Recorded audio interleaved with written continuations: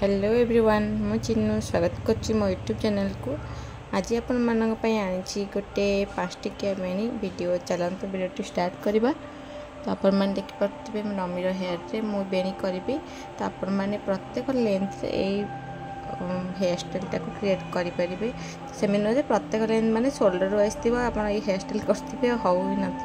तो मुझे कहया कथा आप प्रत्येक प्रकार हेयर रे करें किंतु शोल्डर वाइज को छाड़ी। तो मैंने देखिए मो नमी हेयर को बढ़िया से कम कर टैंगल फ्री जमी कुटी टिके भी टैंगल रही तो बेल्ट को असुविधा हम देखिए बढ़िया भाव में पूरा 3 पार्ट डिवाइड कर 2 साइड को टिके कम कम हेयर रखी मिडिल रे बहुत सारा हेयर रखी कारण मिडिल पार्ट को पुणी 3 पार्ट डिवाइड करी। मिडिल रे आम 3टा पार्ट डिवाइड करवा 2 साइड रे आम जो बेणी अल्प हेयर अच्छे आदि आड करके आम बेणी क्रिएट करवा।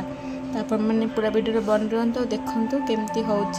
तो बहुत ही कम टाइम कामटा किंतु मुझे लॉन्ग कर नहीं कारण आप मैंने बुझीपारे बोली मुझे स्लो करने सब स्पीड कर आज स्लो कर नहीं बुझापी। देखिए फास्ट मुझे 3टा बेणी क्रिएट कर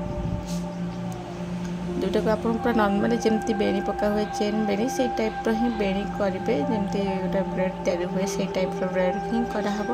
तो तापर आप जो हेयर बाहर बेणी साइड रे ताकू साइड को पास करेंगे और साइड चुटी की आणिकी एथिरे बेणी करेंगे बस एति ही होची बुद्धिमत्तार काम। तो फास्ट सेपट चुटा मुझे तो ताकू मु छाड़ी बेणी क्रिएट कर स्टार्ट कर मुझे तो प्रत्येक हेयर सेयार कर साइड चुटी को लेकिन मझे आम बेणी पकेवा और मझी चुटा को आनिक एपट साइड रे छाड़ीदवा एति हूँ कम। तो मुझे डिटेल्स पूरा भल सेपट साइड को बुले देखी दूसरी एपट साइड रे करते रूपा देखिए कहते कि नहीं देखा जाऊनी टी एपट साइड को बुला डमर मुंड को। तो मुझे भल से पूरा बुले देखदेवी केमती से एपट साइड देखा जाऊनी मुझे टी बुले दूसरी।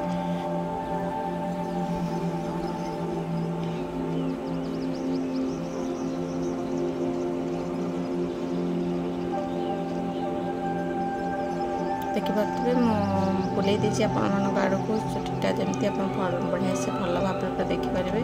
तो मुझे जो बेनीटा जोटा पको चुटा बास गोटे थर बुले आणिकी ए चुटी सहित छाड़ी दूसरी से चुटी की मुझे नहीं जाऊँगी। तो सेम प्रोसेस पूरा हेयर रे करी जो मैंने कौन से बुझीपार तो मतलब क्वेश्चन भी करेंगे। तो मैंने पूरा वीडियो बन रही तो देखो केमती बेनीटा हो।